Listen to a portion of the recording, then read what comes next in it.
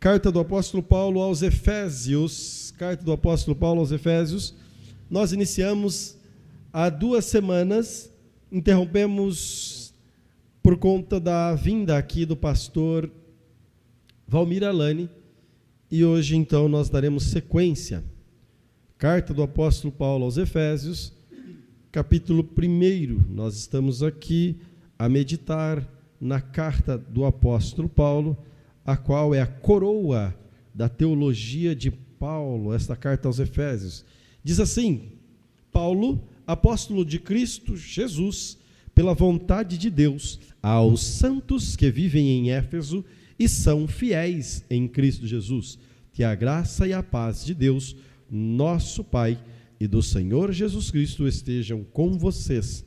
Bendito seja o Deus e Pai de nosso Senhor Jesus Cristo, que nos abençoou com todas as bênçãos espirituais nas regiões celestiais em Cristo. Amém? Glória a Jesus. Vamos rapidamente fazer lembranças daquilo que nós falamos na última terça. Se você quiser ver inteiro, você poderá ir lá no canal do YouTube e poderá assistir a mensagem inteira. Elas estão sendo disponibilizadas ali para que você possa ter acesso, não para que você deixe de vir à igreja, porque é fundamental, é importante que nós estejamos em comunhão com o corpo, mas não sendo possível, em virtude de trabalho, estudos, outros compromissos, estará disponível para você. Mas falamos a respeito de Paulo. Quem é Paulo? Paulo, uma figura peculiar, chamava-se Saulo, um homem religioso, temente, obediente à lei, ao extremo, zeloso, um homem dedicado naquilo que fazia, muito estudioso, aprendeu a estudar aos pés de Gamaliel, aprendeu tudo o que sabia aos pés de Gamaliel, conhecedor da lei de ponta a ponta. Paulo era um exímio estudioso, conhecedor de filosofia, conhecedor de idiomas. Paulo falava grego, falava hebraico. Paulo, ele era de verdade um helenista de helenista. Paulo era um homem, um sacerdote, olha aí. Paulo era um judeu da tribo de Benjamim, como ele mesmo diz na carta aos Filipenses. Este Paulo, que a princípio era chamado de Saulo, aquele que perseguia os cristãos, no dia em que ele é confrontado por Cristo Jesus a caminho para Damasco, Deus o toma para si, e a partir de então, agora ele passa a ser ministro do Senhor, ele passa a defender o apostolado, ele passa a ser aquele que é enviado para fazer a obra do Senhor. Este é o apóstolo Paulo, que começa o seu ministério pregando, estava em Antioquia pregando. Deus o chama e fala: passa Macedônia, vá pregar o evangelho. Então ele desce, em meados de 53, o ano de 53 depois de Cristo, ele vai para Éfeso, e em Éfeso, essa primeira cidade, ele prega ali por pouquíssimo tempo e vai embora. Mas 2 anos depois, um pouco tempo depois, ele volta e fica em Éfeso por 2 anos. Nesse período, em aproximadamente 53, ele prega em toda a região ali de Éfeso. E o evangelho alonga, o evangelho se expande por conta do ministério de Paulo, já na 3ª viagem missionária dele, quando ele fica todo esse período. E então nasce ali um relacionamento com esta igreja. 10 anos depois, 62, no ano de 62, Paulo está na prisão em Roma. Ele envia essa carta. Falamos rapidamente também que a carta aos Efésios, ela é uma carta diferente das demais. A carta, por exemplo, aos Gálatas, ela confronta o gnosticismo, ela confronta os judaizantes que estavam ali querendo incutir nos gentios os dogmas, o costume, a lei, para que eles pudessem praticar as obras da lei. quando eles tinham sido salvos pela fé e não pelas obras da lei. Aos Coríntios, por exemplo, Paulo ataca a contenda, Paulo ataca a desorganização, a desordem. Paulo, ele confronta, melhor usar essa palavra do que atacar, né? Ele confronta, sim, algumas outras más atitudes. A Filemão, por exemplo, é uma carta específica que ele pede por um homem chamado Onésimo, ele pede por misericórdia, por bom recebimento. Então, as cartas que Paulo enviou, normalmente, são cartas pontuais, que ele envia para algumas das igrejas. No entanto, a carta aos Efésios, ela é conhecida como carta circular. Por que carta circular? Porque ela caberia em qualquer outra igreja, porque ela não ataca um problema em si. Ela é uma carta de cunho bastante teológico, muito doutrinário, mas também de prática. Nós vamos ver aqui, ao longo dessas terças-feiras, que nós estaremos estudando a respeito da carta de Paulo aos Efésios, que Paulo trata com uma profundidade os assuntos aqui, de maneira que,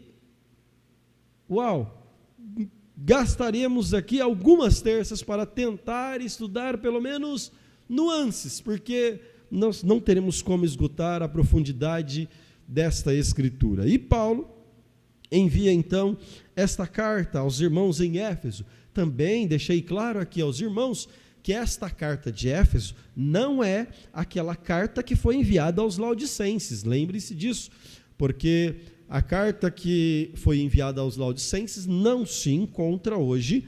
Infelizmente, alguns olham para Colossenses capítulo 4, versículo 16, quando Paulo diz lá para a igreja de Colosso: leia também esta carta aqui, bem como a que foi enviada aos laodicenses. Paulo escreveu, irmãos, muitas outras cartas que não estão registradas aqui. Isso não quer dizer que está faltando alguma coisa na Bíblia. Não, a Bíblia ela é completa, ela é perfeita. Deus inspirou e Deus sabe o porquê apenas estas estão aqui. Por exemplo, se você olhar para a carta de Paulo aos Coríntios, você vai identificar no capítulo 4 que Paulo escreveu uma primeira carta aos Coríntios, antes da primeira carta, essa que seria a segunda. E se você olhar para o capítulo 5 de 2 Coríntios, você vai identificar que ele escreveu uma terceira carta, ou seja, foram 4 cartas aos Coríntios. Também em Filipenses, ele escreveu uma outra carta aos Filipenses, mas essas cartas se perderam, de algum modo se perderam, e não está no cânon sagrado. Então, se não está aqui, porque Deus entendeu na sua soberania que não era para estar, mas o que precisava estar, o que serve de alimento para a minha e para a sua alma, está todo aqui na palavra do Senhor Jesus Cristo. Então, irmãos, só para deixar claro, porque infelizmente ali em Colossenses 4,16, algumas pessoas vão dizer que está falando da carta que Paulo escreveu aos Efésios, e não se trata dessa carta. Esta igreja de Efésios é aquela mesma igreja, disse aqui também na semana passada, que o apóstolo João vai ser encontrado, visitado por Cristo Jesus, ele vai ser arrebatado em espírito, e o próprio Cristo Jesus glorificado vai transmitir 7 cartas, e uma das cartas que Cristo Jesus enviará é para a igreja de Éfeso. Então, nós falamos aqui a respeito de Paulo, apóstolo de Cristo, nós falamos aqui a respeito da vontade de Deus, e hoje chegamos então aqui, aos santos que estão em Éfeso. Primeiro verso, Paulo, apóstolo de Cristo, pela vontade de Deus. Paramos. Aos santos que vivem em Éfeso e são fiéis em Cristo Jesus. Santos, irmãos, aos santos, não está dizendo aqui a respeito de vivos ou mortos. Paulo não está falando para mortos. Paulo está falando justamente para vivos. Por que eu coloco aqui que Paulo não está falando para pessoas mortas? Porque, a depender do ensinamento, santo só é aquele que está morto. Só é aquele que morreu, foi canonizado e receber um título de santo. E para isso, este santo precisa ter sua vida vasculhada, encontrar a sua vida de maneira bastante idônea, sua vida pretérita, claro, morreu, e encontrar pelo menos 2 milagres que essa pessoa operou. E então se canoniza essa pessoa, e então ele recebe o título de santo. Mas Paulo não está falando desse tipo de santo. Paulo está falando a respeito dos santos em Cristo Jesus. Por exemplo, ele usa essa expressão aqui na carta aos Efésios, irmãos, pelo menos em 9 ocasiões. Se você abrir aí, deixar aberta a sua Bíblia em Efésios 1:1, Efésios 1:15, Efésios 1:18, Efésios 2:19, Efésios 3:8, Efésios 3:18, Efésios 4:12 e Efésios 5:3 e Efésios 6:18. Em todo tempo ele está chamando esses irmãos de santos, aos santos que estão em Éfeso, não mortos, mas vivos. Olha só o que ele diz no capítulo 2, versículo 1. Ele lhes deu vida. Por que nós somos santos, irmãos? Porque agora nós estamos vivos. Outrora vivíamos no pecado, mas não mais no pecado, porque Cristo Jesus morreu na cruz do Calvário, e quando ele morre na cruz do Calvário, nós recebemos, nós que cremos nele, recebemos o Espírito Santo de Deus na nossa vida, e nós passamos do status de mortos em pecado para o status de vivos em Cristo Jesus, como santos, santificados por ele. Olha só, ele lhes deu vida. Quando vocês estavam mortos em transgressão, capítulo 2, verso 1, em transgressões e pecados, versículo 2, os quais vocês andaram noutro tempo, segundo o curso desse mundo, segundo o príncipe da potestade do ar e do espírito que atua nos filhos da desobediência. Hoje, você e eu podemos nos gabar, porque nós somos santificados pelo Cristo que morreu na cruz do Calvário. Eu e você que temos o Espírito Santo de Deus nas nossas vidas, nós podemos sim ser chamados de santos, porque nós somos separados, irmãos. É aquele que é separado, está relacionado a santificado, colocado à parte. Se outrora estávamos colocados à morte, como pecadores, hoje nós estamos separados do pecado, estamos separados do mundo. Na verdade, irmãos, Cristo Jesus deixou isso muito claro quando ele faz a oração sacerdotal. Abra comigo aí, por gentileza, a sua Bíblia, depois você volta para Efésios, no Evangelho de João, capítulo 17. Olha só, se nós somos separados, se nós somos colocados à parte, para quê, irmãos? Para nós vivermos neste mundo. Então, santo não é aquele que está morto, não é aquele que teve uma vida perfeita, aqui, supostamente perfeita, irmão, porque ninguém tem vida perfeita aqui. É do engano alguém achar que tem uma vida perfeitíssima, que não peca, que não erra. E aliás, quem é que opera milagres se não em nome de Jesus Cristo? Será que opera alguma coisa se não por Jesus Cristo? Nós, quem somos nós? Mas olha só, João 17, na oração sacerdotal, olha só o versículo de número 14. Quando um pecador crê em Jesus Cristo como seu Salvador, ele é tirado do mundo, irmãos.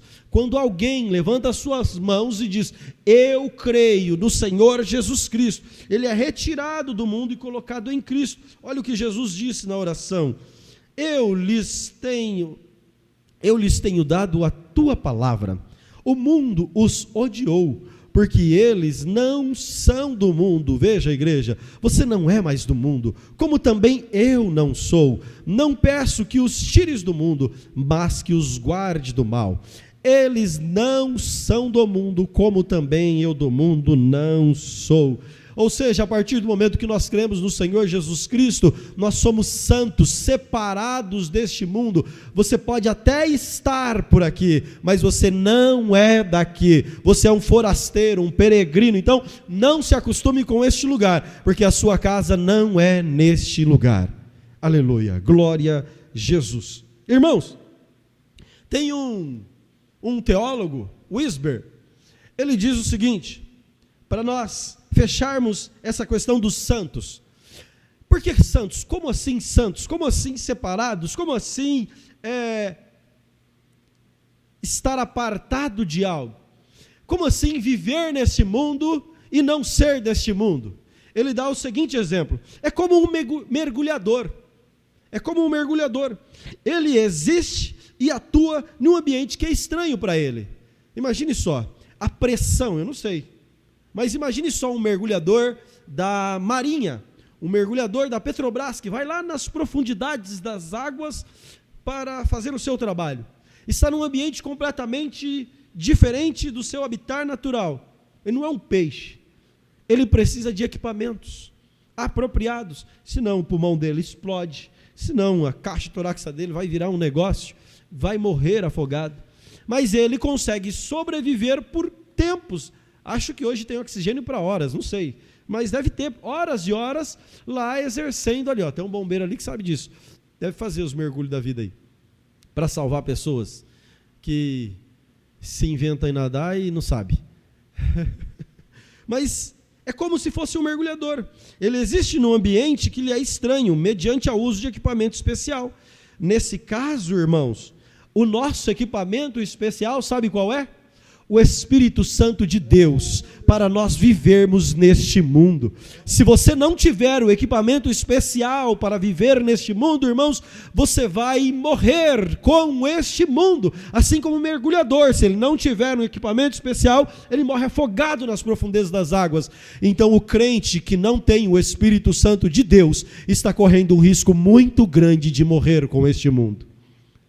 É por isso que nós somos santos, porque todo santo recebe de imediato o Espírito Santo de Deus.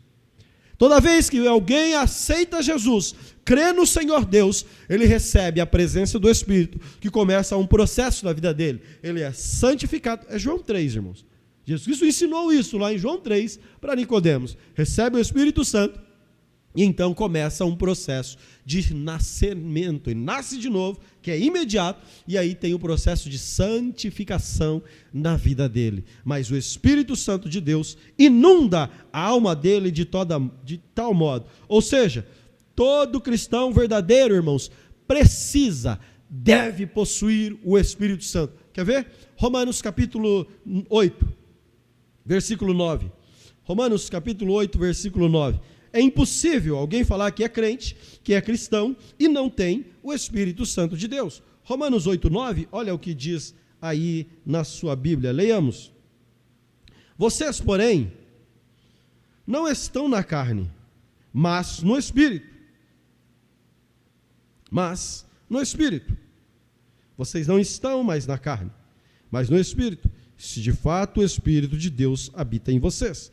Se alguém não tem o Espírito de Cristo, esse tal não é dele. Olha como é sério isso.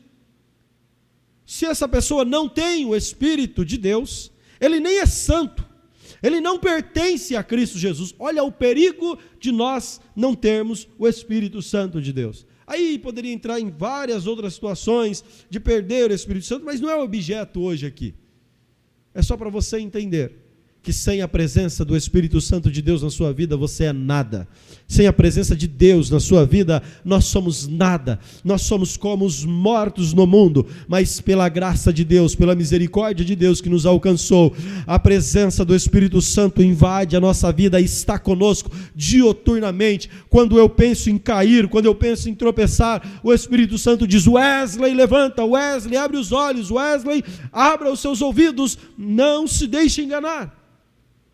Graças a Deus que você tem o Espírito Santo para te orientar e te livrar dos engodos desse mundo, te fazer viver, mesmo no lugar inapropriado para você, mesmo no lugar onde você já não quer mais, onde o nosso corpo, a nossa carne geme, nosso corpo já não quer mais estar aqui, a nossa alma quer a presença de Deus. Mas o Espírito Santo vai trabalhando em nossos corações, nos ajudando a viver neste mundo ainda por um pouquinho de tempo. Mas é só mais um pouquinho, porque o escritor aos Hebreus diz: um poucochinho de tempo, e o que há de vir virá, e não tardará. Paulo também falando aos coríntios, irmãos, que ele diz, 1 Coríntios capítulo 6, ainda aí, se você virar algumas páginas aí, no 1 Coríntios capítulo 6, lá no versículo 19 e 20, olha só o que ele diz.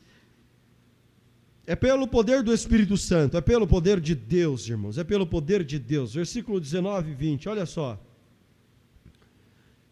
Será que vocês não sabem que o corpo de vocês é santuário do Espírito Santo, que está em vocês, e que vocês receberam de Deus, e que vocês não pertencem a vocês mesmos? Porque vocês foram comprados por preço. Agora, pois, glorifiquem a Deus no corpo de vocês.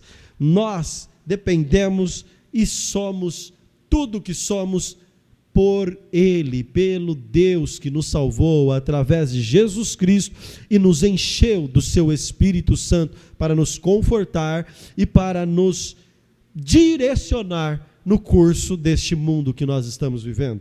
Então, é pelo poder do Espírito Santo que os cristãos são capazes de existir, de resistir a este mundo.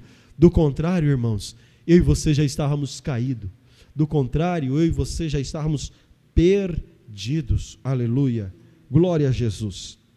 Mas, voltando a Efésios, o texto continua. Aos santos que vivem em Éfeso e são fiéis em Jesus Cristo, em Jesus Cristo. A palavra aqui, fiéis, quando o apóstolo Paulo, irmãos, utiliza a expressão santos e fiéis, ele não está dirigindo a dois grupos de pessoas. Veja, o apóstolo Paulo não está dirigindo a dois grupos de pessoas, está falando a mesma coisa. O e aqui, pelo menos na nossa língua portuguesa, é conjunção de adição, é soma. A pessoa, além de santo, é fiel em Cristo Jesus. Mas que fiel é este? Não que a pessoa é perfeita, não que a pessoa é salva porque ele é bonzinho, não, irmãos, é porque ele creu em Cristo Jesus, e o fato de crer em Cristo Jesus, ele é fiel em Cristo Jesus.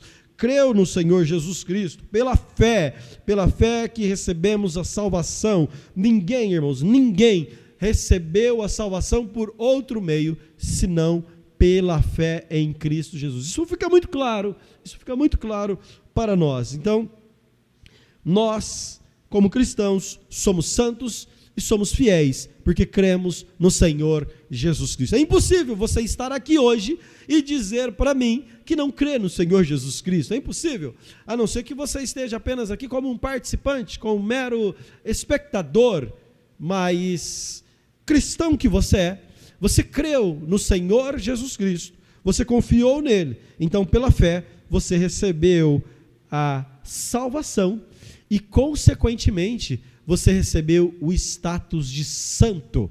Olha só, Deus, por misericórdia, ainda te lavou, te santificou e disse, você é santo. Então, o termo fiel aqui é utilizado simplesmente para dizer, os que creem em Cristo Jesus.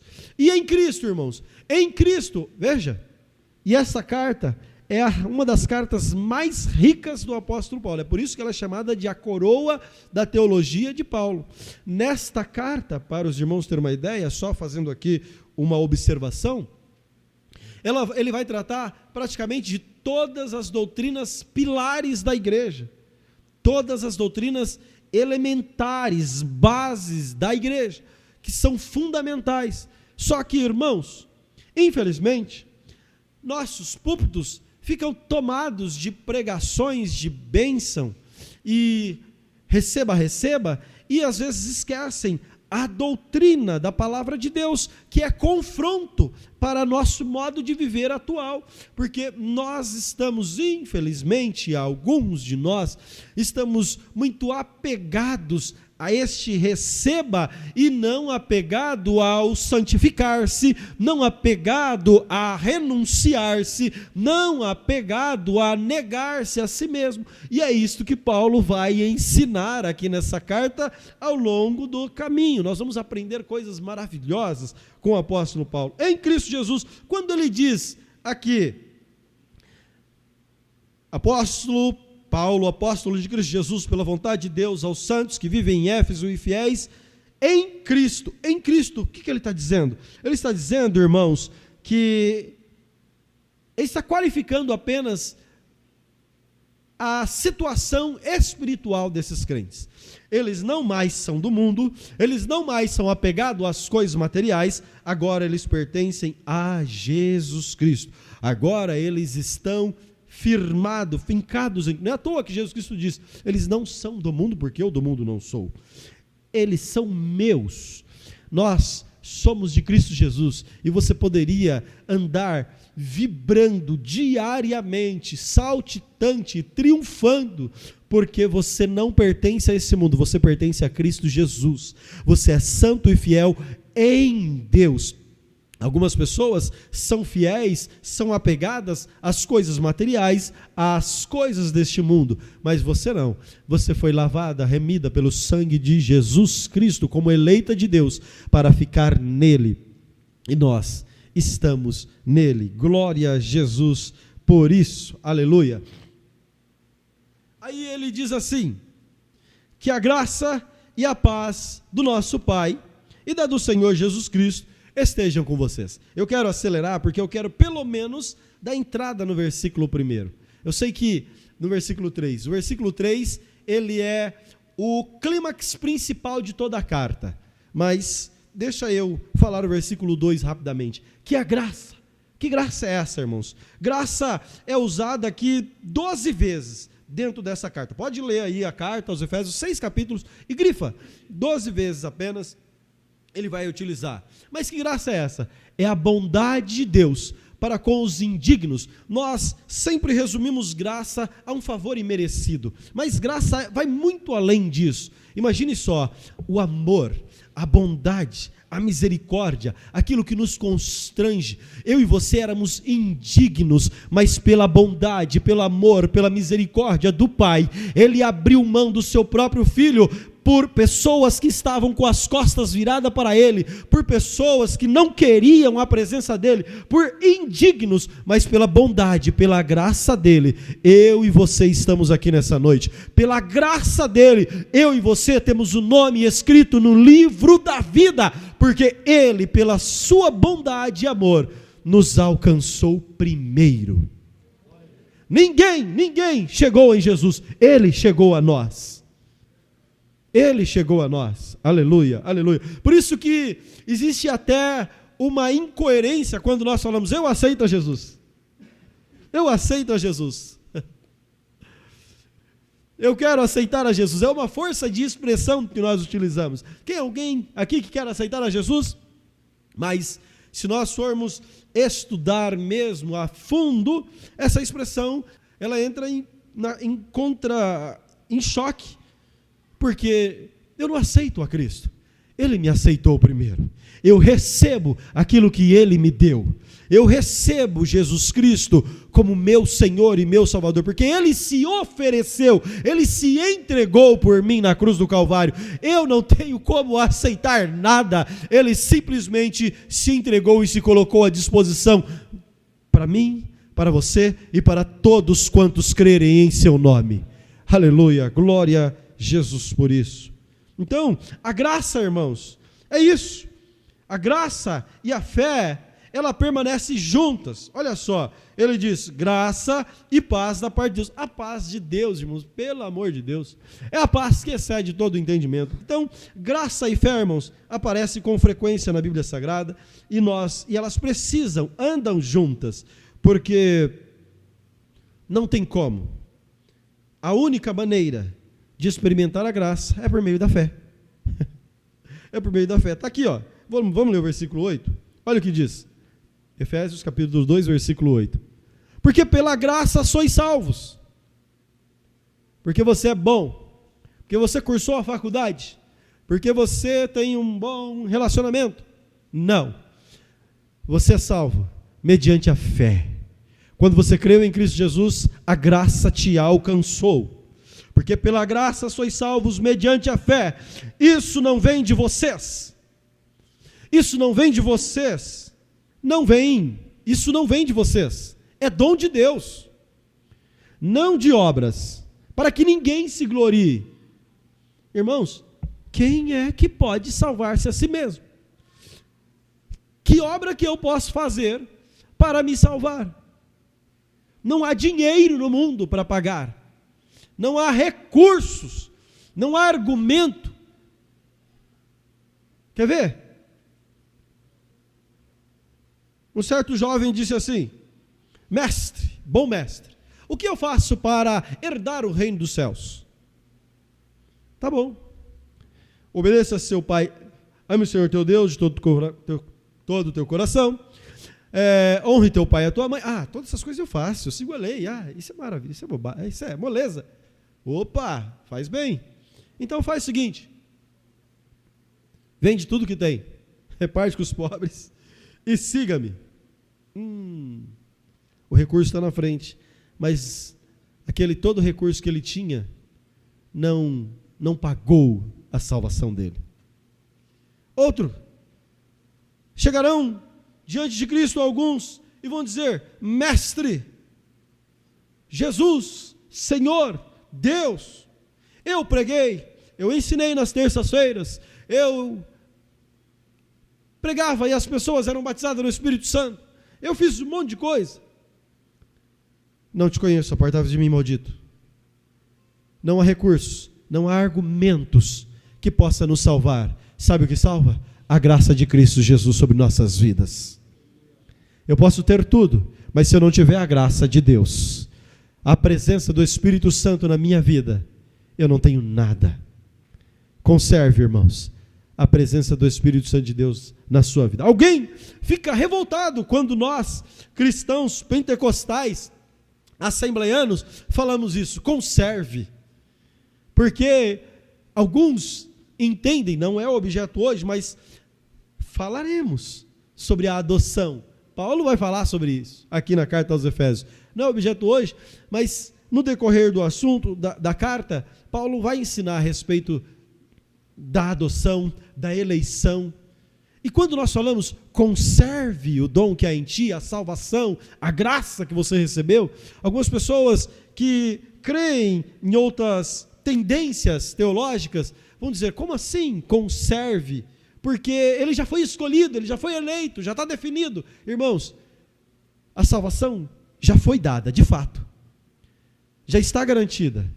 Mas se você e eu não andarmos em Cristo Jesus, se você e eu resistirmos o Espírito de Deus, como aqueles irmãos em Atos dos Apóstolos que resistiam à palavra, irmãos, como o escritor aos Hebreus disse: se o Espírito Santo de Deus falar ao seu coração, não resista. Você perde o privilégio de participar das grandezas que Deus tem para nós. Então, conservemos, irmãos, a presença de Deus em nossas vidas. Como? Sendo obediente à voz, à palavra de Deus, nosso Senhor Jesus Cristo. Irmãos, e aí eu entro aqui. O tema central da carta aos Efésios. Então podemos encerrar? Não. Porque aqui no capítulo 1, versículo 3, a partir daqui, Paulo começa a esboçar tudo o que ele vai falar nos 6 capítulos. Está aqui no versículo 1, é o tema central dessa carta. Olha só: bendito seja o Deus e Pai de nosso Senhor Jesus Cristo, que nos salvou com todas as bênçãos espirituais nas regiões celestiais em Cristo. O que é que Paulo está dizendo? Irmãos, cada livro tem uma peculiaridade. Por exemplo, Gênesis, o princípio de todas as coisas, criação de todas as coisas. Se nós olharmos para Mateus, nós vamos encontrar o livro dos reinos, o livro do reino. Se nós olharmos para o livro dos Gálatas, nós vamos encontrar aqui o livro da liberdade. Se nós olharmos para o livro de Apocalipse, nós vamos encontrar o livro das revelações, das coisas que hão de acontecer. E quando nós olhamos para a carta aos Efésios. O que nós encontramos, irmãos? Se Paulo não ataca, não pontua uma coisa, não confronta um ponto específico àquela igreja, sabe o que nós encontramos aqui, irmãos? As riquezas do cristão em Cristo Jesus. Aqui estão as maiores riquezas do cristão. E aí eu quero contar para você uma história. Quero contar para você uma história verídica, de uma mulher americana, que ficou conhecida como a mulher mais sovina, mais mão de vaca da história da América. Em 1916, essa mulher morreu, deixando uma fortuna de 100 milhões de dólares. Ela morre deixando uma fortuna de 100 milhões de dólares. No entanto, essa mulher, chamada Hattie Green, esta mulher vivia, irmãos, como se fosse um mendigo. Ela vivia como se fosse um marginalizado. Veja, ela era tão sovina que ela bebia mingau frio para não gastar gás de cozinha. A história diz que esta mulher teve o seu filho teve um dos membros amputados, porque ela demorou, irmãos, para achar um médico que atendesse gratuito. E quando achou o hospital gratuito, o filho já não tinha mais cura, precisou amputar. Por conta da sua mão de vaca, muquiranice, vamos dizer assim. Irmãos, ela morreu cedo, antecipou a sua morte, discutindo alguns assuntos, por exemplo, se leite com lactose mata ou não, para ver se ela ia beber ou não, para tratar o que ela sofria, para não precisar gastar aquilo. Por que eu estou contando essa história? Porque ela tinha um patrimônio de mais de 100 milhões de dólares e vivia como mendigos. Paulo está dizendo o seguinte: tem muitos cristãos que não conhecem o patrimônio que tem. Quando Paulo apresenta aqui no versículo 3, bendito Deus e Pai de nosso Senhor Jesus Cristo, que nos abençoou com todas as bênçãos espirituais nas regiões celestiais em Cristo, ele está dizendo isso. Infelizmente, hoje, muitos cristãos estão vivendo como Hattie Green, pois eles possuem riquezas ilimitadas à sua disposição. No entanto, vivem como indigentes espirituais. E eu quero, irmãos, a partir de hoje, fazer um convite para você não mais faltar às terças-feiras e incentivar a você a começar a usufruir das grandezas que Deus tem para você e para a sua vida. Paulo vai nos ensinar aqui sobre a fonte da bênção. Paulo vai nos ensinar aqui, irmãos, a respeito da abrangência dessa bênção e de toda a sorte de bênção. Só que eu já vou avisando, tá? Paulo não está falando aqui de riquezas materiais, mesmo porque Deus não nos poupou da dor, Deus não nos poupou da escassez, mas Ele está dizendo que Ele nos suprirá em tudo, em tudo, em tudo. Quer ver? Abra a sua Bíblia comigo aí, Filipenses capítulo 4, aleluia. 19, Filipenses 4, 19. E depois, na semana que vem, nós damos sequência, mas só para encerrar. E o meu Deus, segundo a riqueza da sua glória, há de suprir em Cristo Jesus tudo aquilo que vocês precisam. Você é milionário, igreja. Você tem tudo. Para de viver como indigente, para de viver como mendigo, para de viver como a Hattie Green, que tinha tudo e vivia como se não tivesse nada. Você tem o Deus Todo-Poderoso, você tem o Senhor dos Senhores na sua vida, você tem o Espírito Santo habitando dentro do seu coração, na sua casa, nesse templo que é a sua vida.